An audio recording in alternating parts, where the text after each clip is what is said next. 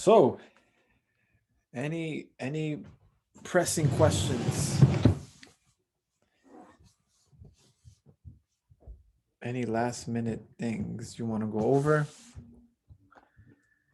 Anything you want to see? Like arc length. So people have questions with arc length, and what particular question in arc length? Samantha said section 2, number 4.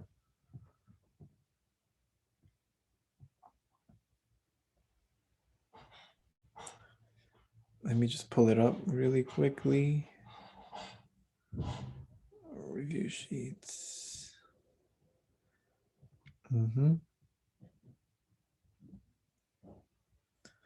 So section 2 isn't 2 Samantha, isn't section 2 arc length? Is that what you're referring to?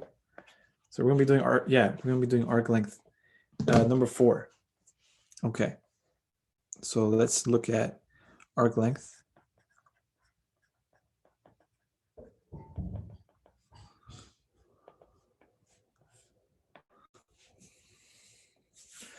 So arc length number 4.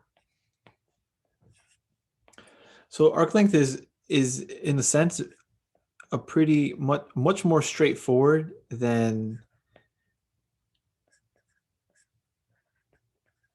doing the solids revolution, because it's really just one formula. Whereas in the solids revolution, you have to kind of consider the geometry of things and what's the outer versus the inner radius. So that takes a little more. And for this one, it's really pretty just straightforward. And I think what the difficulty arises is in the actual integration of it. I think that may be what makes this difficult, not necessarily what to do, because we know what to do. We know the arc length formula is given by the integral, and we're given the bounds, aren't we? Pi over 3 to pi. And we're taking the square root of 1 plus the derivative of my function, and I'm squaring it. And remember, we went over this in class as to how we get this formula. So our formula is predicated upon the fact that I have to find my derivative. So what is the derivative? Well, this is 2 multiplied by 1 over sine of 1/2 x multiplied by what? The derivative, which is what? Cosine of 1/2 x multiplied by what? Multiplied by 1/2. So is everyone with me?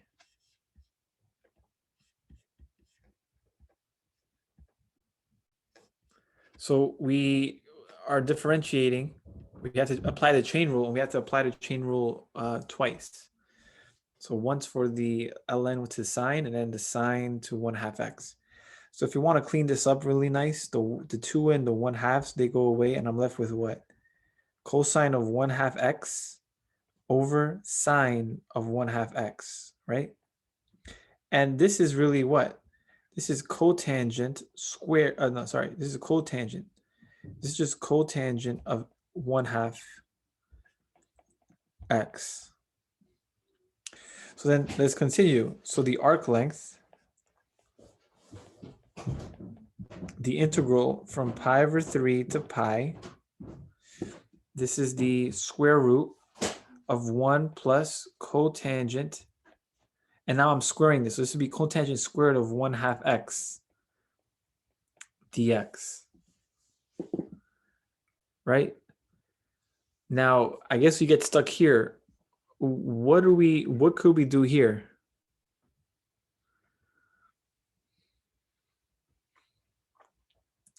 Well, we can take this. So I guess that's the difficulty, right? For some, is to know what is it that we do with when we have an integrand that looks like this. We have, first of all, we have to take care of that square root. So that square root complicates a lot of things for us. And then we have a cotangent. So what I would do is I would take this a little slower and then try to understand cotangent a bit. So I want to look at this expression here. I'm going to go step by step. Well, one thing I know about cotangent it's the reciprocal of tangent, isn't it?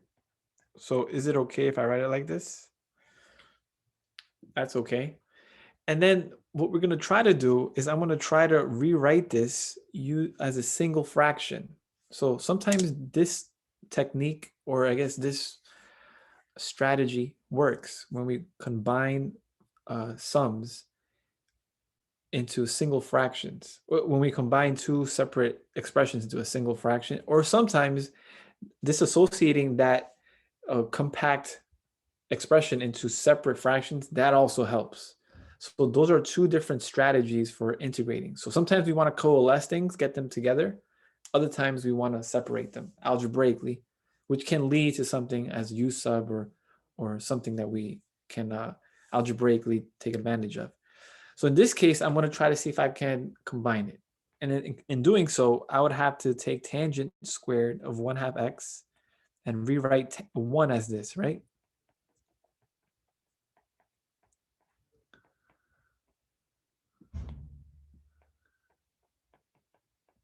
Now, do you guys see that? And now I'm going to leave that over here. And then now look what I got. I got 1 plus tangent squared of 1/2 x over tangent squared of 1/2 x. Do you think we've simplified our problem, or have we made it more complicated? Do you see why this kind of maybe simplifies something a bit? Because what happens is, if you guys remember, 1 plus tangent squared, what is 1 plus tangent squared? Isn't it secant squared? It's one of those things that you have to know. Over tangent squared of 1/2 x. Now, do things cancel out here somehow? Well, they might. Well, first of all, if I were to plug this in here, I got pi over 3, the square root, right, of secant squared of 1/2 x over tangent squared of 1/2 x dx. So now I take the square root of something squared, they cancel each other out. So that's pretty nice, isn't that? I don't have to worry about that square root anymore. So it becomes secant of 1/2 x over tangent of 1/2 x. Do you see that?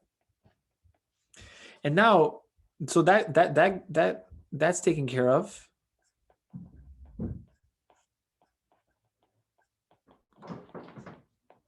Now, what is secant? Is 1 over cosine, right? So I can rewrite this. I can rewrite this as 1 over tangent of 1/2 x multiplied by 1 over cosine of 1/2 x. But then what is tangent? Tangent is 1 over sine of 1/2 x over cosine of 1/2 x. And this is being multiplied by 1 over cosine of 1/2 x. But if you look at the denominators, the cosine and the cosines here will cancel. Do you see that? So I really have 1 over sine of 1/2 x. So this here, this reduces, simplifies into 1 over sine of 1/2 x. Or in other words,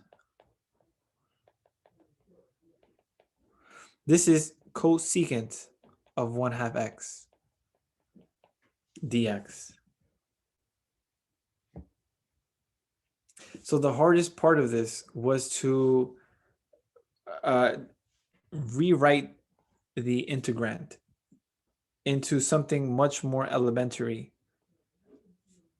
which in this case would be cosecant. And so then, does anybody know the antiderivative of cosecant?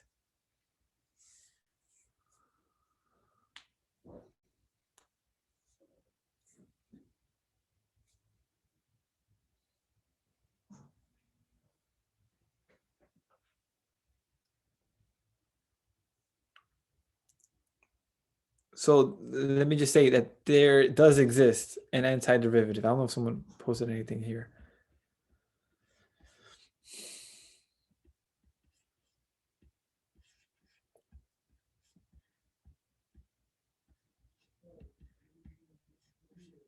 Yeah, so just gonna have it. So this is kind of in the same boat. This is kind of in the same boat as recall or note the antiderivative of secant of x dx.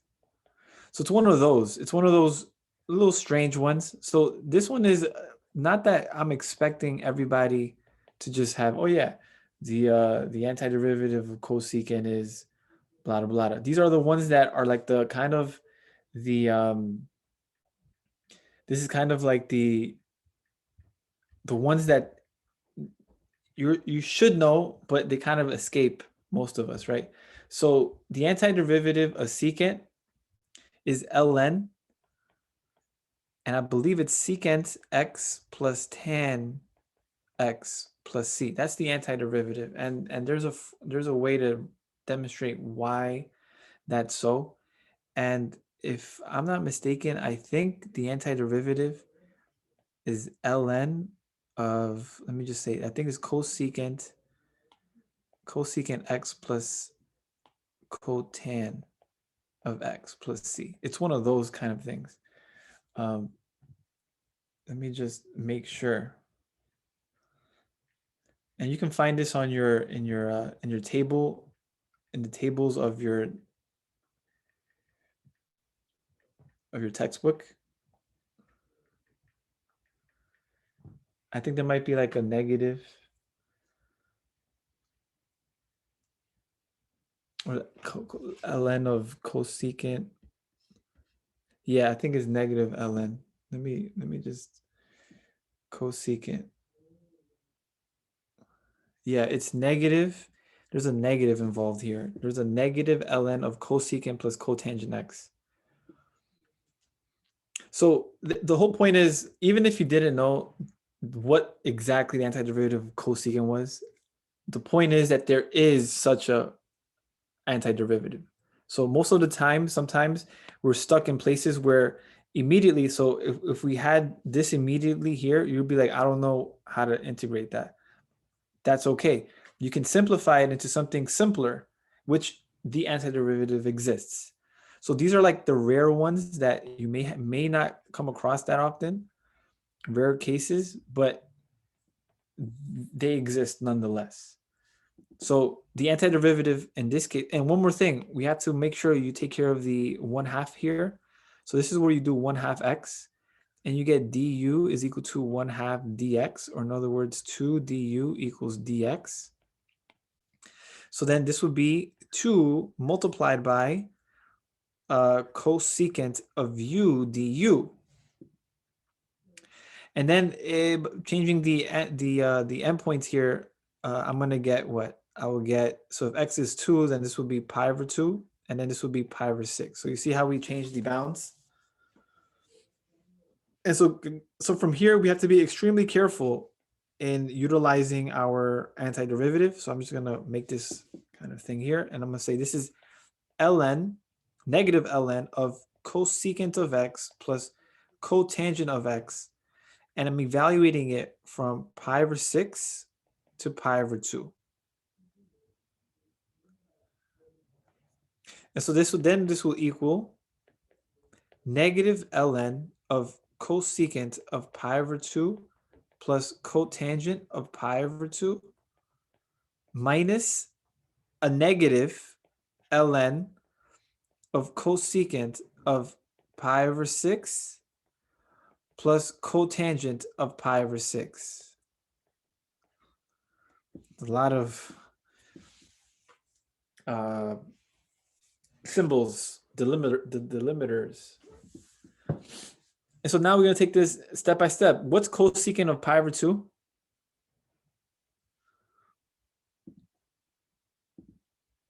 Does anybody know cosecant? Remember, cosecant is 1 over sine. So what's sine of pi over 2?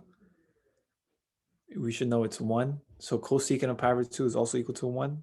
And then what's cotangent of pi over 2? Well, this is, remember, cotangent is the inverse or the reciprocal of the tangent. So cotangent of pi over 2, if you were to find it, it's actually 0. So this is actually negative ln of 0. Sorry, of 1. And I'm adding, because of the negative, I'm adding the ln of cosecant. What's cosecant of pi over 6?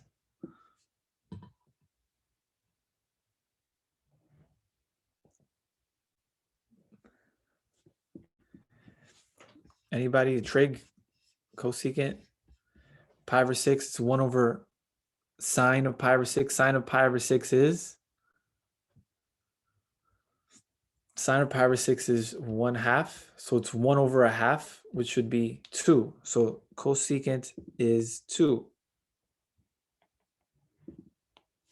So this would be ln of 2 plus, what's cotangent of pi over 6?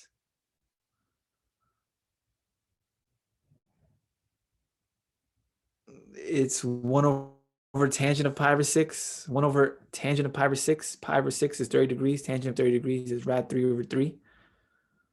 Or 1 over rad 3. And if you do 1 over that, that will give you, so guys, you remember your trig. That gives you, this equals rad 3.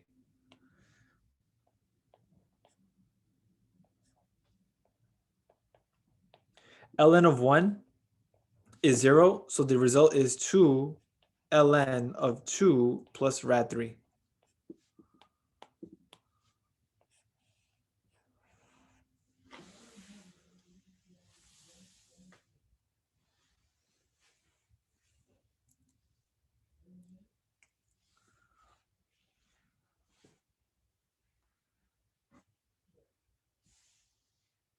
Does that make sense?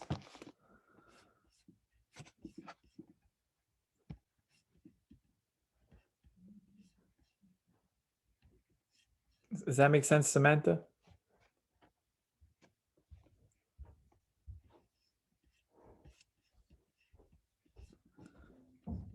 Okay.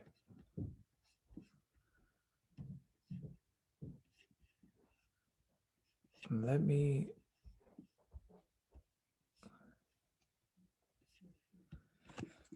just make sure.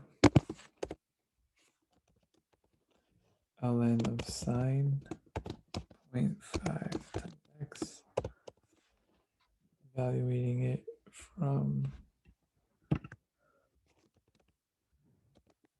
to pi.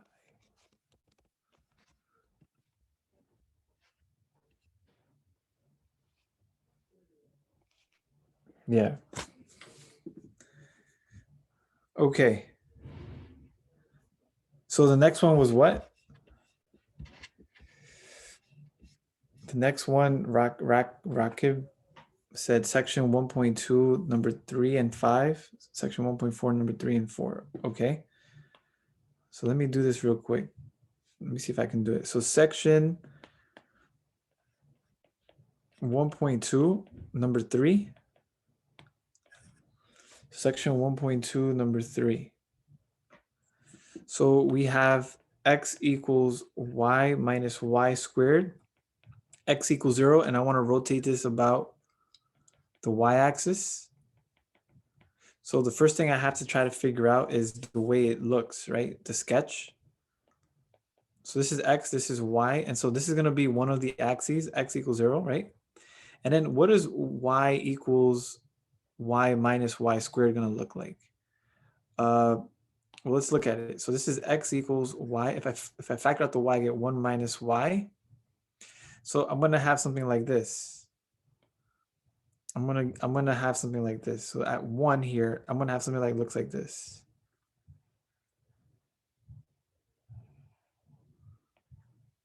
Do you see that? This is the graph.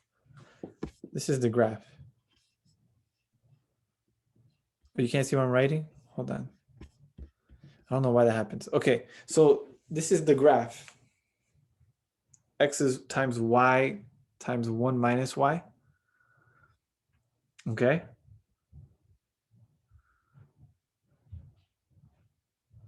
And then we want to figure out what is the volume of the region bounded by x equals 0 and this graph. Now remember, just to give you an idea of what this graph would look like, let's say you didn't understand this, I would just switch it just to think about it. I would say y equals x minus x squared. What would that look like? I know it's going to be 1 minus, oh, pardon me, it's the other way around. Sorry. I would have something that looks like this, where it's at 0 and at 1, these are my zeros, and I would have a downward looking graph. So actually, it's the other way around, pardon me. So it's actually the other way, because it's also pointing downward. So it looks something like this. And so the graph, the region's actually here, which is really just symmetric, but it's on the other side. Regardless, at the end of the day, it wouldn't have mattered, but just for accuracy purposes. So do you see how this here this is x and y, right? But now you just switch it. Just make believe the x-axis becomes the y-axis and the y-axis becomes the x-axis, and you flip it and you get exactly the same sketch. Hope you guys see that. And then now what I want to do is I want to take this region and I want to rotate this about the y-axis. And I know this is going to be a 1 here, right? So then what would be the volume? The volume is going to be, by the disk method, pi from, in this case, it's 0 to 1. And in this case, I already have my function in terms of y. So all I have to do is take y minus y squared and square it according to the disk method. And then I'm going to square it. So I got pi from 0 to 1. This will become what? Y squared minus 2y squared, pardon me, y cubed, plus y to the 4th dy. So I expanded everything, and now I'm going to take the antiderivative. So this is pi. This is y cubed over 3 minus 2y to the 4th over 4 plus y to the 5th over 5, evaluated from 0 to 1. So this is equal to pi. This is 1/3 minus a half plus 1/5. And then if I plug in 0, guys, this is the case where everything here becomes 0, so I don't have to plug it in.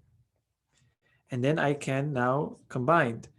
What's the least common multiple here? So it's 6 times 5, so it's 30.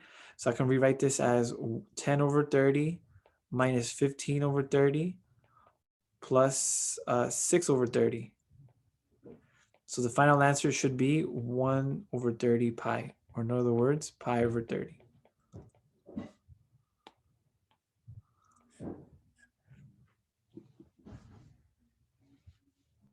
So any questions about this one here, section 1.2, number 3? Is that clear?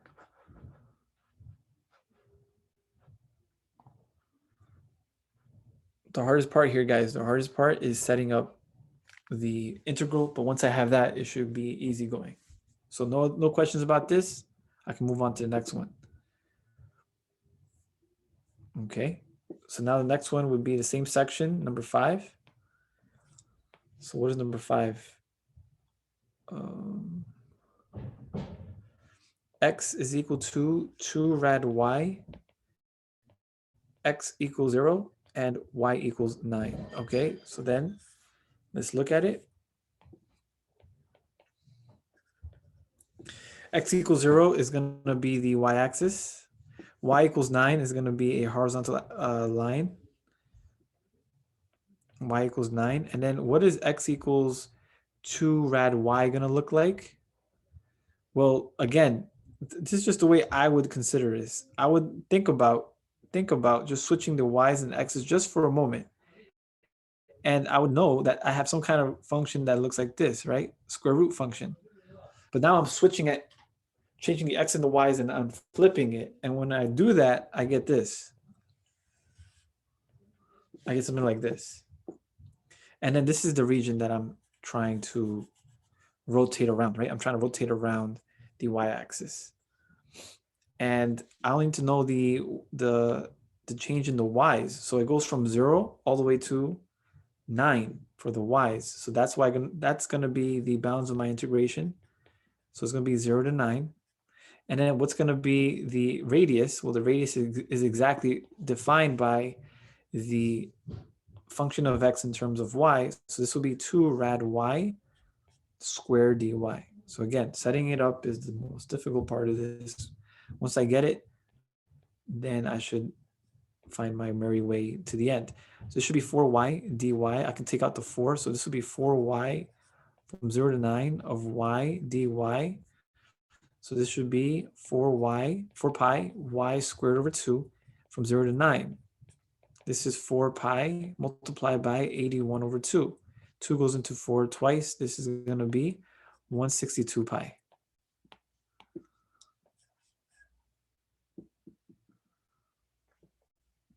So I did another one, number 5. Any questions about number 5? Does everybody see how we get the sketch of the region? Does everyone see how we apply the disk method here? So I know at first it may seem a little uncomfortable finding the volume when you rotate it, when you revolve vertically instead of horizontally. We're more comfortable with the horizontal version, I think, and instead of the vertical version, but eventually it's the same thing. Okay, so if everything is clear with that, I'll just move on to the next one. So next one is what, what was it? What's it? I think it was 1.4, right? 1.4 number 3.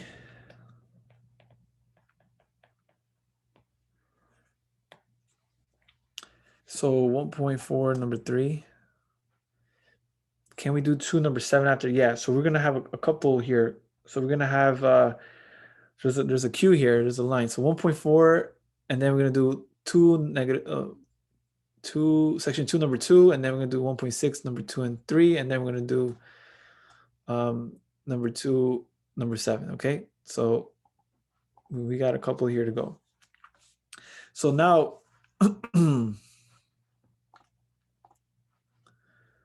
I'll do my best to get everybody's order right. So 1.4 number 3, and I get y cubed equals x, and I get x equals 4y. So again, sketching it and setting up the problem is the hardest part of this. But once we get that, we should be easy going. So then what is y cubed equal to 3? So again, go back to what's something that you're more comfortable with. Aren't you more comfortable with y equals x cubed? Don't we know that this looks like this?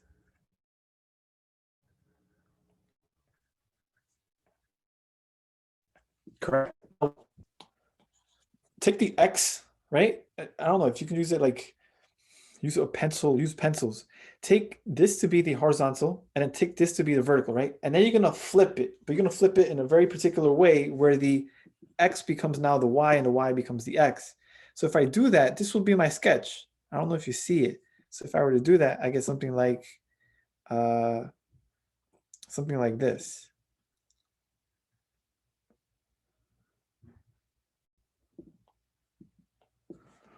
And if you're not comfortable with that, you should be able to solve for y. You get x to the 1/3. If you graph this in your calculator, y equals x to the 1/3, you would get this curve, but just you would have it this way. And then you have the line, right? X equals 4y, which if you're more comfortable, you can also just to graph it, right? Y equals 1/4 x. So it's going to be a straight line. And that straight line looks like this. Something like this. It's something like this, right? And I think it might be a little steeper, but it's just for the sketch. So y equals 1/4 x, or in other words, x equals 4y. Either way, same thing. So what are we doing now? We're taking this region here. Let me use a different color. We're taking this region and this region. And what are we going to do for this section here, 1.4? We're going to rotate it about the y-axis. So we're going to take these regions here and then rotate them or revolve them around the y-axis. Okay, and so then because of that, we have to figure out where do they intersect. So that's going to be a key part here. Where do they intersect? So what I could do is I can look at this and I can say, hey, x equals y cubed, x equals 4y. So let me find the points of intersection.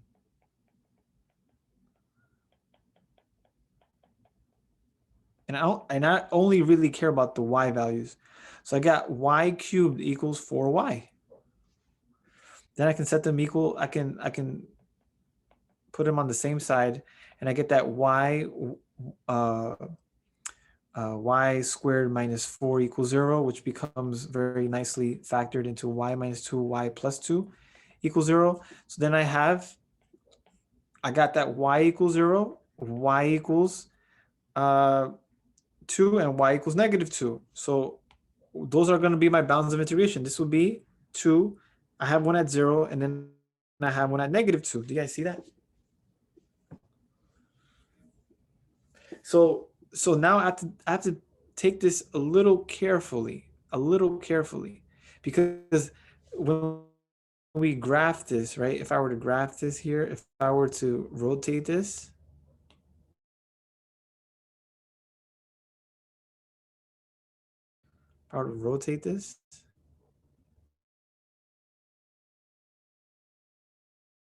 right? This would be part of it, and then I would have, and don't let the graph fool you too much.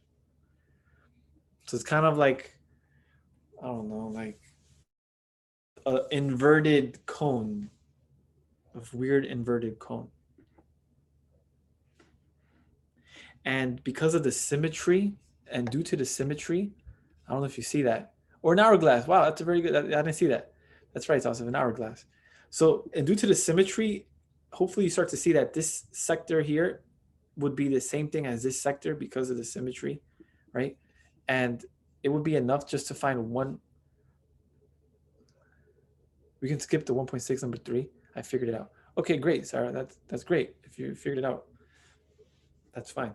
Great, awesome. Okay, so now, so do you guys see? Hopefully, you guys start to see how much simpler this will become. Hopefully, right? So then this is pi. Uh, I can do negative 2 to 2, but what I would prefer, because of the symmetry, guys, if you allow me, I would just go from 0 to 2 and multiply it by 2. The symmetry is there. So I'm only really going to be concerned with this one here, and just multiply by 2. I'll get the same thing on the other side. Now, what would be the outer interval? What would be the outer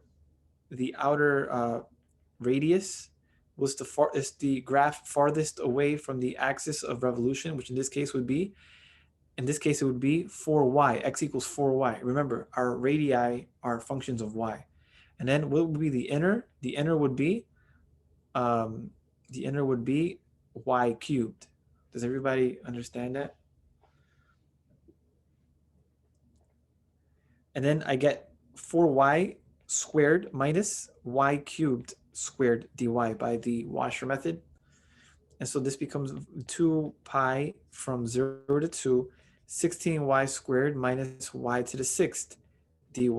And I get 2 pi. This becomes 16y cubed over 3 minus y to the 7th over y, not over y, over 7 from 0 to 2.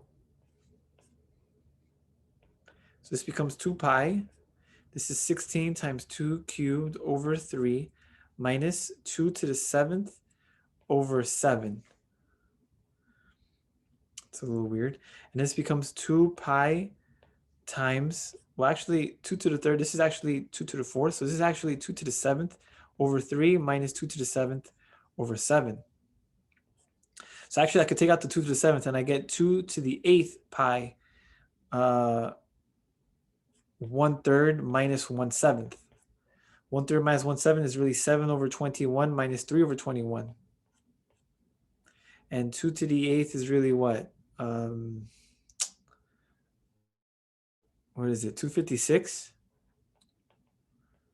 Is that right? 256 pi? Because it's yeah, I believe it's 2 to the 6. So yeah, it's 256.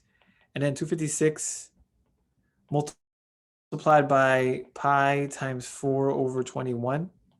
And then I get 256 times 4, which is what? Isn't it 1,000? Yeah, it's 1,024 pi over 21.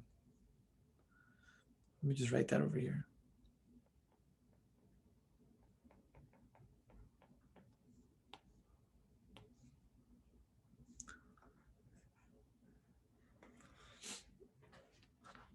Good with that? So Rakib, you don't want to ask this question. Have you had any questions with this one, with the other ones that we've done, 3 and 5 and 3 for this one? Is everything good with this?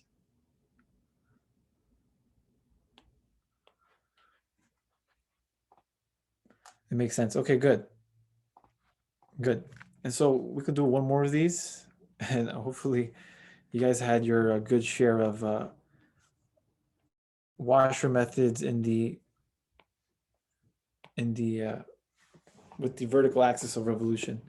So here in this case, I got y equals x 3/2. I got y is equal to 0, and I got x equals 1. So again, I'm going to graph this. If I graph, so this one is a kind of a weird one. If I graph this, this looks like this. This looks like a little like V thing here, like this. Put this in your calculator. That's what you get. So y equals x 3/2. Y equals 0 is this region here. I think, is it y equals 0?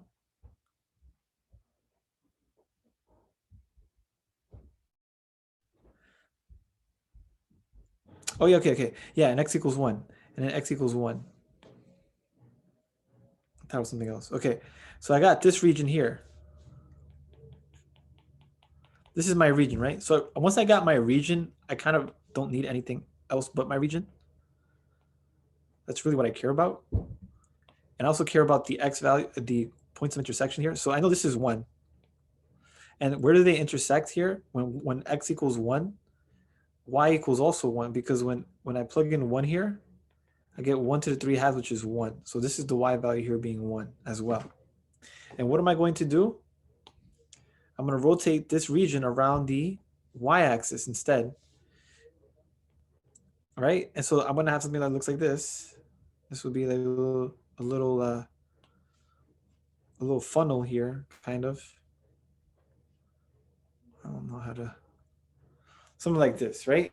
And then this region here is moved around and it forms a three-dimensional shape. And so then again, what's the setup of finding the volume using the washer method? Pi from, in this case, the y values go from 0 all the way to 1. So this would be 0 to 1. My outer function, what's my outer function? Well, it's the constant function, and that constant function is always a constant amount of distance away from the axis of symmetry. Axis of symmetry, why did I say that? It's the axis of revolution, and I get 1 squared, which is just 1, minus the inner. What would be the inner? The inner would be this distance here, and then in order to do that, y is x to the 3/2. This indicates that x is equal to what? Y to the 2/3. Do you guys see that? I have to solve for x. So this is my inner. This is my inner radius. So this would be y 2/3 squared dy. So then I get pi from 0 to 1 of 1 minus y to the 4/3 dy. This is 0 to 1. Oh, pardon me. So I should just anti-differentiate. So this becomes y minus y to the, this is what, 7/3? 3/7, evaluated from 0 to 1. And then I get pi times 1 minus 3/7, which is 4 pi over 7.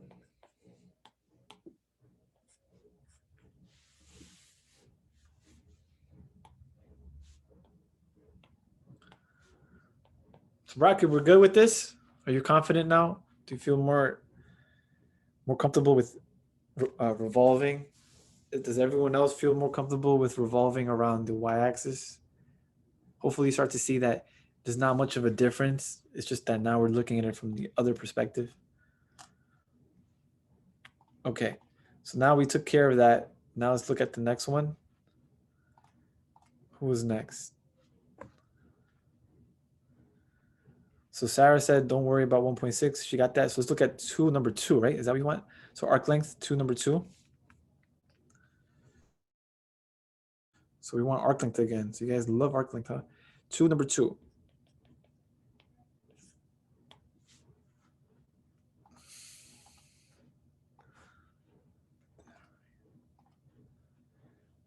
Oh, she said number 7.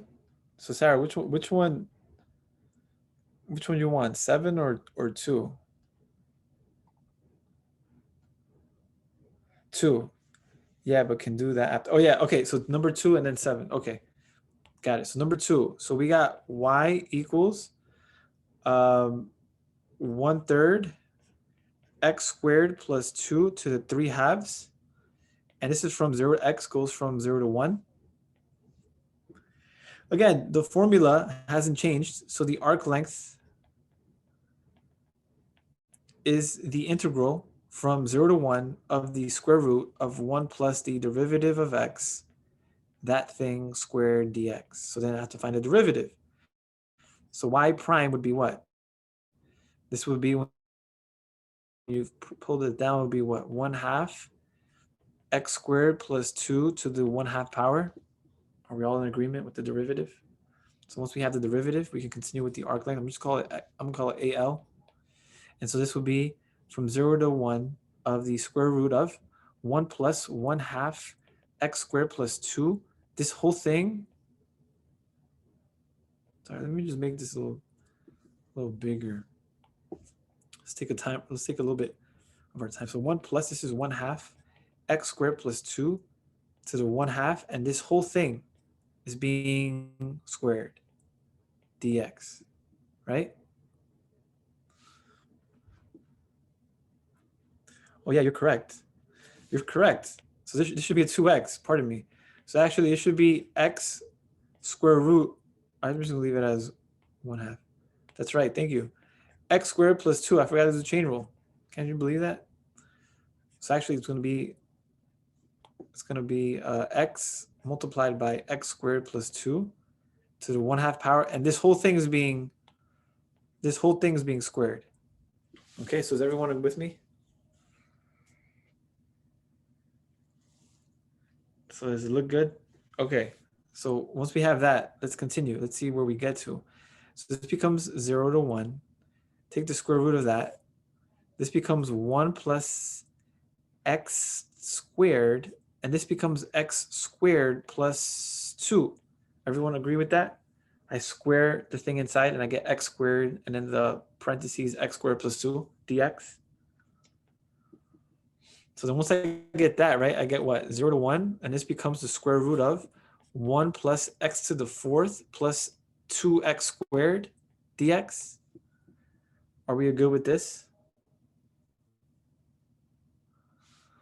Okay, and then I'm going to rearrange this ever so slightly, and I get x to the 4th plus x plus 2x squared plus 1 dx. Everyone good with this? I just moved the 1 on the other side. Now, does anybody see where we do with this? What we do with this? Sarah, did you get to this point here? Is this where you're like, I don't know what to do? You don't know what to do with this. Okay. So see, this is where the algebra comes into play. It's not even about the calculus. It's about the algebra. You should recognize, you should see, you should notice this is a perfect square. It's a perfect square trinomial. X to the 4th plus 2x squared plus 1. I can rewrite this, factor this as x squared plus 1 squared.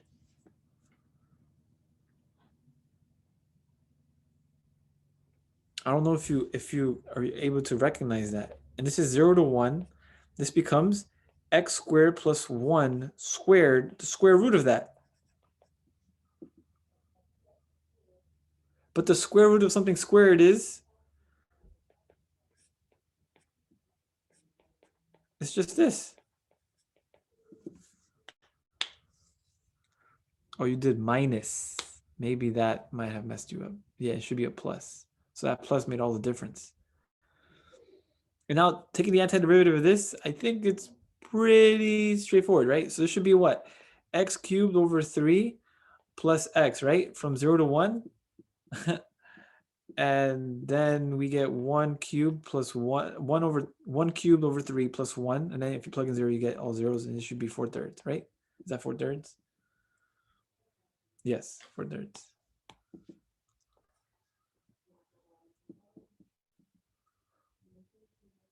Okay, so not too bad, right? Not too bad.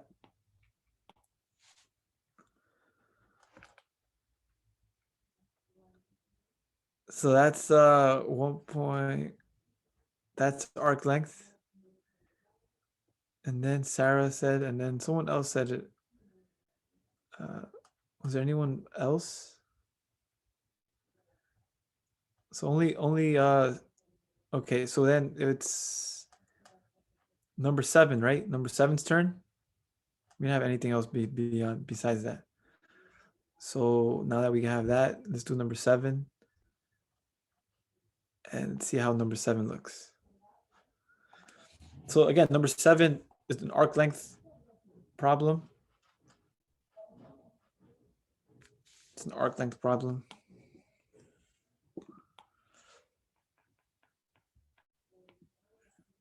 So the arc length here would be y is equal to 1/3 rad x minus 3, right? And I'm trying to find the length of this curve from 1 through 9.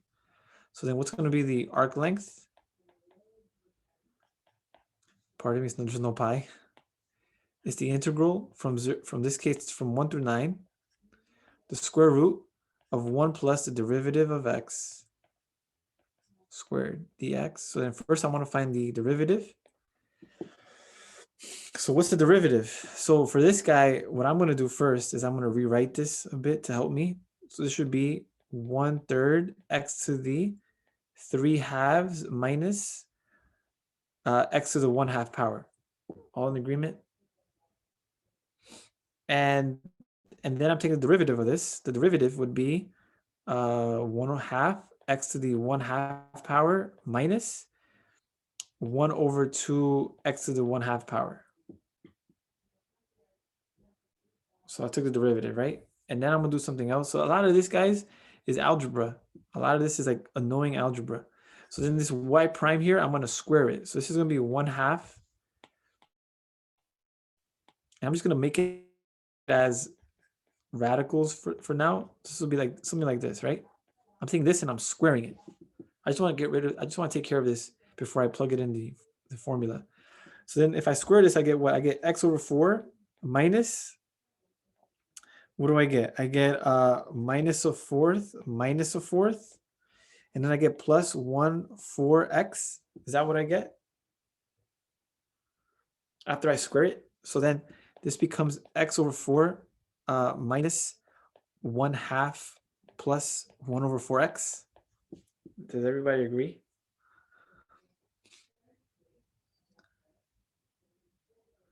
And so then if I put this in my arc length formula, this is from 1 through 9, the square root of 1 plus, and this plus all of this. Because remember, this here is the derivative of f or y prime squared. Because we found it by differentiating this. Okay, and then what happens? Sorry, there should be an x, right? So then 1 minus half becomes what? It becomes 1/2 plus x over 4 plus 1/4x dx. Now, what do you guys think I'm going to do here? I can't integrate this directly. So what do I do?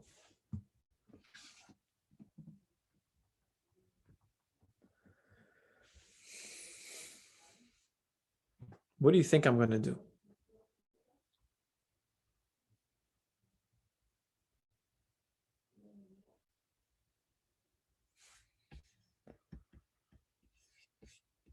Put it in one denominator. Yeah, that's what I'm going to try to do. So let's see what happens. So I got 1/2. So I'm going to multiply everything. I'm going to make everything the same denominator. In this case, my same denominator would be 4x. So then this should be what? This should be 2x over 4. plus, I just need an x here, so this should be x squared over, sorry, it should be all 4x, right? Yeah, and then this should be plus 1 over 4x. So that's this here, and then if I combine everything, I get x squared plus 2x plus 1 over 4x, right? And then if you notice, this becomes x, this is another perfect square trinomial. So I get x plus 1, and I square that over 4x. And so then look what happens. This is from 1 through 9. I get the square root of x plus 1 squared over 4x dx. And then the square root of x squared plus 1 squared, x plus 1 squared, just this becomes x plus 1. And I'm left with 2 rad x. Do you see that? Does everyone see that? I take the square root of this and the square root of, and the square root of the denominator. And now look what I can easily do now. Now I'm gonna see what I did here. I contracted the expression, and now I'm gonna expand it again. I'm gonna expand it because now I can rewrite this as x over 2 rad x plus 1 over 2 rad x. So if I want, I can really get I can get the 2 on the outside, the 1/2 on the outside of the integral. So I should write it as 1/2. And now look what I can do. X over rad x is rad x, or in other words, it becomes x to the 1/2 power. And I can rewrite this as x to the negative 1/2 power dx. And this should be very straightforward to take antiderivative of. This becomes x to the 3/2 over 2/3. And then this becomes 2x to the 1/2 power. And I evaluate this from 1 through 9. So it looks complicated. It looks complicated, but it really isn't. It's just your algebra has to be extremely polished. So this becomes 2 times 9 to the 3/2 over 3 plus 2 times x 9 to the 1/2 minus 2/3 plus 2. So this equals 1/2 to the square root. So how do I take care of this? The square root of 9 is 3, and I cube it, I get 27. So this is 27 over 3 plus the square root of 9 becomes 3. So this is 2 times 3 minus 2/3 and minus 2. So this is 1/2. The 3 goes into 27 9 times 2. Sorry, it's 9. What did I write 18 for? Yeah, because 2 times 9 is 18. And I do plus 6 minus 2/3 minus 2. So 18 plus 6 is 24 minus 2 is 22 minus 2/3, 1/2. And then 22, I can write this as 66 over 3 minus 2 over 3 times 1/2. So this is 64 over 2 times 3, which becomes 32 over 3. And that's number 7.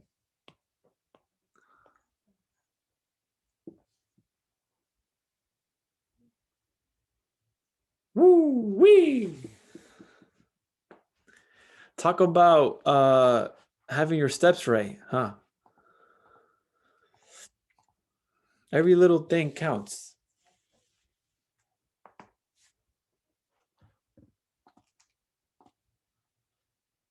Yeah, so guys, a lot of this is not like heavy craziness, right? It's just algebra, being able to manipulate it in a way so it's convenient, so that you can do the calculus, which is, in this case, taking the antiderivative. So we did all of this stuff just so I could get to here. So you see how nice this is? Oh, it's like, oh wait, I can find the antiderivative. Pardon me, very easily. And then just making sure you plug in correctly and keep the signs right and take care of the fractions correctly, and that's it.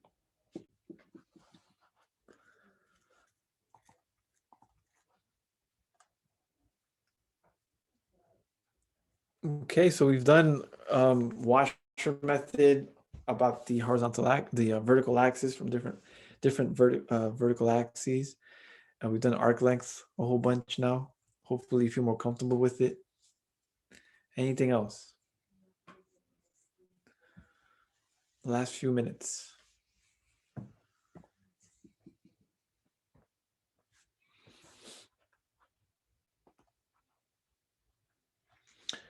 Arc length number 10.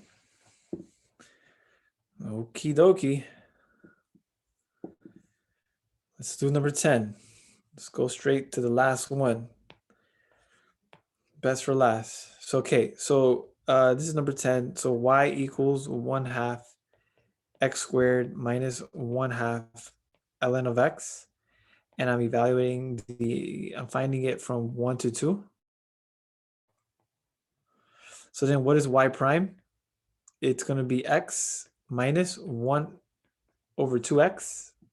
Is that the derivative? Yes. And then I'm going to take y prime and I'm going to square it. So I get x minus 1 over 2x and I'm going to square it. So I get x squared minus, I get the same kind of thing. But do you see how this is very similar style to this? It's similar, not exactly, because here we have 1/2 and here we don't. I think here we have squared, right? Oh, we don't have squared, but we're gonna get squared. So then this becomes minus 1/2 minus 1/2 plus 1 over 4x squared. So that's when I square it, right? And then I get x squared minus 1, sorry, x squared minus 1 plus 1 over 4x squared. And then when I plug it in my arc length formula, I get 1 to 2 of the square root of 1 plus x squared minus 1 plus 1 over 4x squared dx. I already figured out what the derivative squared was. And now the ones here cancel, and I'm left with the square root of x squared plus 1 over 4x squared from 1 to 2 dx.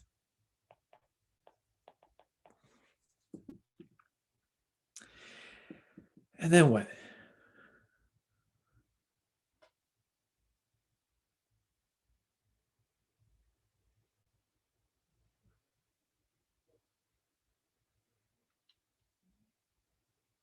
Yeah, let's see if we can rewrite this. So if we rewrite this, what does this become?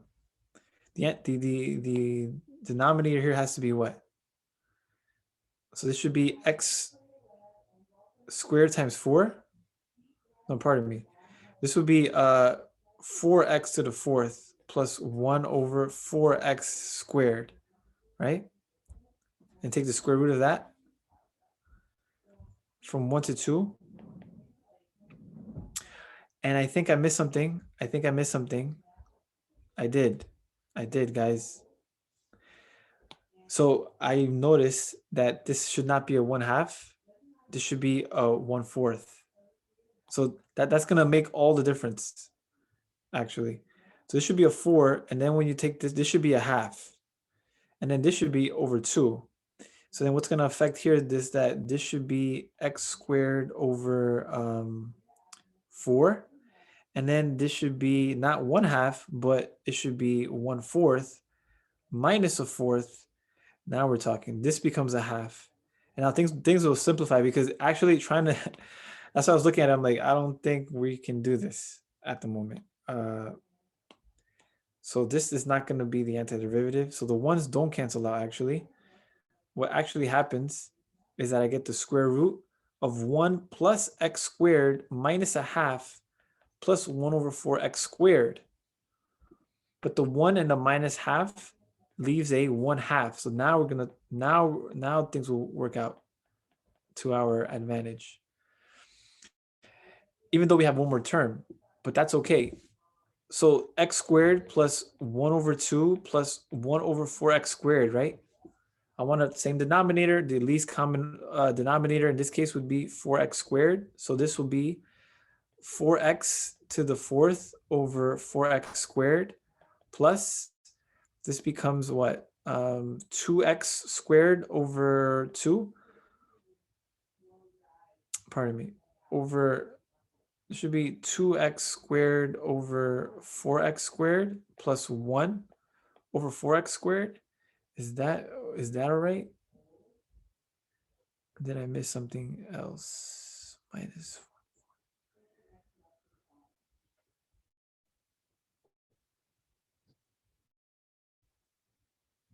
And so then now this becomes from 1 to 2, the square root of 4x squared plus 2x squared plus 1 all over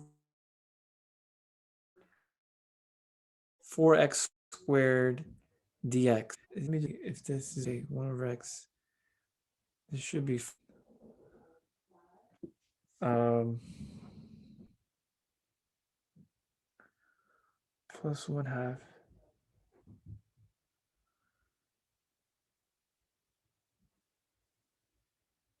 Wait, what is x squared over 4? Yeah, you're right. I missed that completely. So this is 4, right? Yeah, this is 4. So then what does that mean? That means that this won't be 4x squared. Oh, okay. Whew. Whew, thank you. So this should be x squared over 4 already. So then that means, sorry, this should be x squared over 4 already. So that means that this should be x to the 4th over 4x squared, right? So now things will be much easier because I was already looking at it. So this should be x to the 4 plus 2x squared plus 1 over 4x squared. Do you guys see that? And so this is going to be x to the 4th plus 2x squared plus 1 over 4x squared. Do you see that? Now, didn't we see this already? Didn't we see this term here already? Didn't we see this here? So you start to see that this appears a lot in arc length problems. Either you have some kind of expression that is a perfect square trinomial in some way, some shape or form. So I can rewrite this as x squared plus 1 squared over 4x squared. So I can rewrite this as the antiderivative of the square root of x squared plus 1 squared over 4x squared. So this becomes x squared plus 1 over 2x dx from 1 to 2. And then this becomes x over 2 plus 1 over 2x. I can take out the 1/2 again, and I get 1 over 2x plus 1 over x dx. Antiderivative time, so this is 1/2. This is x squared over 2 plus ln of x. Evaluated from 1 to 2.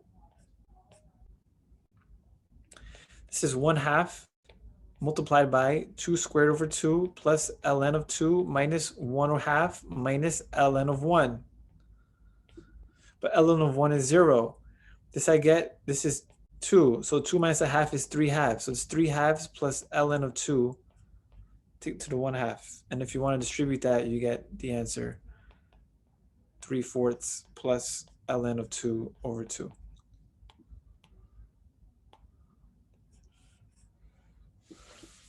Woo! So be careful. Be careful with the, you see the algebra here was where I forgot the 4 over here. And I originally started with a 2 instead of a 4. So that number here made a big difference in how everything just unwound. Yeah, these are very cool, right? And if you do 143, this I believe, I think it gets even, well, it gets even better because of the integration techniques that you guys learn. Is they're even more, they deal with more complex integrals, and you use other techniques. You use partial fraction decomposition. You learn about trig substitution, um, completing the square. So like it gets more sophisticated, and it gets fun. But so far, you just have the basics down.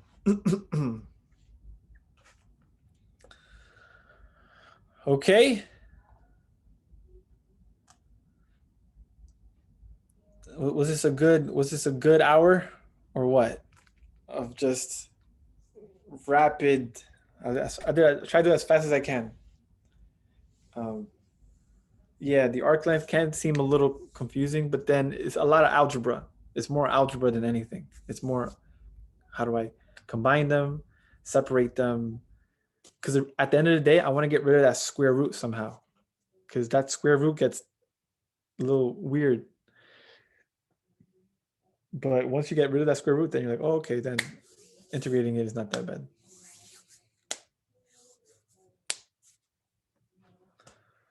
All right. So any last minute questions? If not, then I will conclude this review session.